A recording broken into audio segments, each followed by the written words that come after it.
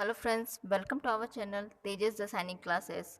आज हम लोग पॉलिटिकल साइंस में संविधान की प्रस्तावना से रिलेटेड कुछ इंपॉर्टेंट क्वेश्चन को कवर करेंगे और उससे रिलेटेड फैक्ट भी डिस्कस करेंगे। तो वीडियो को लास्ट तक देखें, पसंद आए तो लाइक एंड शेयर जरूर करें।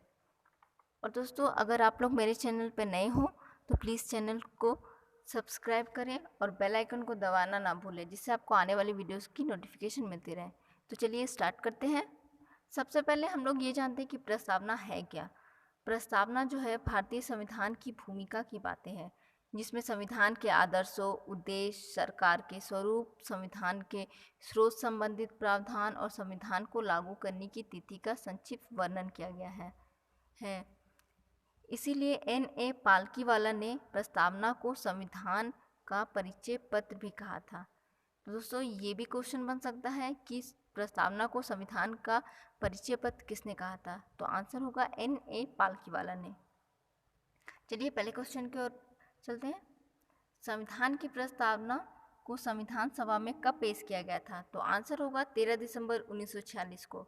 13 दिसंबर 1946 को पंडित जवाहरलाल नेहरू जी, जो हमारे फर्स्ट प्राइम मिनिस्टर भी थे, उनके द्वारा संविधान सभा में अपने उद्देश्य प्रस्ताव में प्रस्तावना को पेश किया गया था। यही कारण है कि प्रस्तावना को उद्देशिका भी कहा जाता है।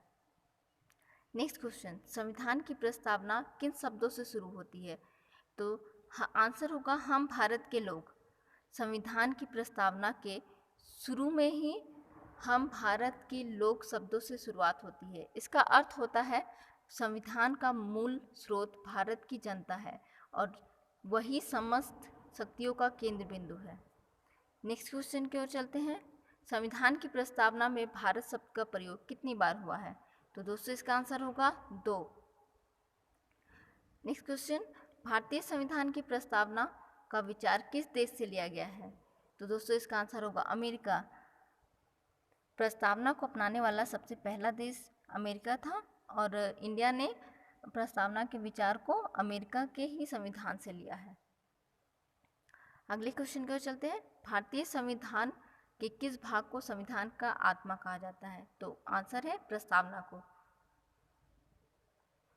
नेक्स्ट क्वेश्चन की ओर चलते हैं। भारतीय संविधान को एक पवित्र दस्तावेज किसने कहा था। तो आंसर है B.R. अम्बेडकर ने। नेक्स्ट क्वेश्चन की ओर चलते हैं। संविधान की प्रस्तावना में कितनी बार संशोधन हुआ है। तो दोस्तों, इसका आंसर होगा एक बार संशोधन हुआ है, जो कि 42वां संविधान संशोधन 1976 में। नेक्स्ट क्वेश्चन की ओर चलते हैं। संविधान की प्रस्तावना को दीर्घकालीन सपनों का विचार है, ये किसने कहा था।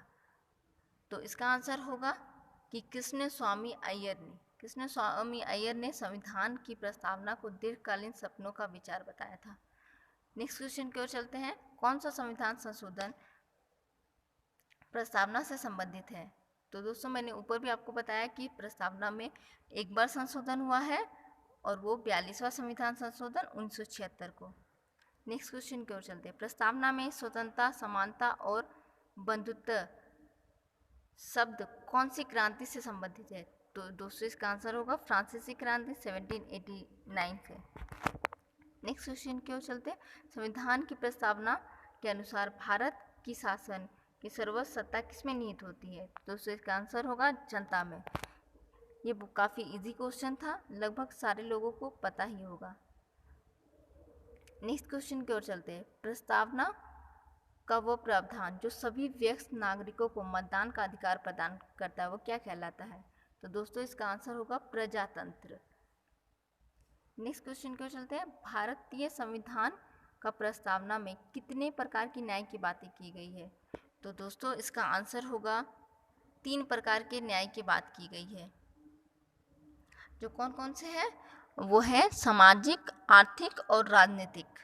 ये 3 प्रकार के न्याय हैं जिसकी बात प्रस्तावना में की गई है। नेक्स्ट क्वेश्चन की ओर चलते हैं। 42वां संविधान संशोधन द्वारा प्रस्तावना में किन शब्दों को जोड़ा गया था। तो दोस्तों, इसका आंसर होगा समाजवादी, पंथ निरपेक्ष और राष्ट्र की अखंडता जैसे शब्द को प्रस्तावना में जोड़े गए थे। अगला क्वेश्चन है, प्रस्तावना में कितने प्रकार की स्वतंत्रता की बात की गई है। तो इसका आंसर होगा 5 प्रकार की। और वो कौन कौन है। तो वो है विचार, धर्म, विश्वास, अभिव्यक्ति और उपासना की। दोस्तों मैं एक बार और रिपीट करती हूँ, इसका आंसर होगा 5 विचार, विश्वास, अभिव्यक्ति और उपासना। तो चलिए नेक्स्ट क्वेश्चन की ओर बढ़ते हैं। भारत गणतंत्र क्यों कहा जाता है?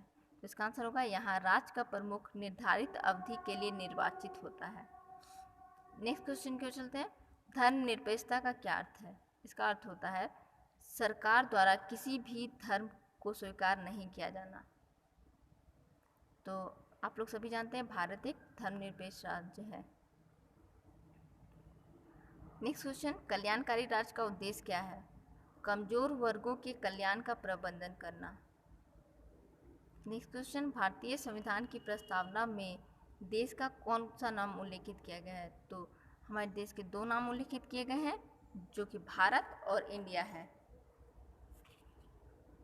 इस वीडियो का लास्ट क्वेश्चन, प्रस्तावना की भाषा किस देश के संविधान से लिया गया है? तो दोस्तों इसका आंसर होगा ऑस्ट्रेलिया। दोस्तों एक बात याद रखें, ऊपर भी मैंने आपको बताया है कि अगर क्वेश्चन में पूछे कि प्रस्तावना किस देश से लिया गया है तो वो अमेरिका के संविधान से, और अगर पूछा जाए प्रस्तावना की भाषा किस देश से ली गई तो वो ऑस्ट्रेलिया के। तो इन दोनों क्वेश्चन में प्लीज़ कंफ्यूज ना हो।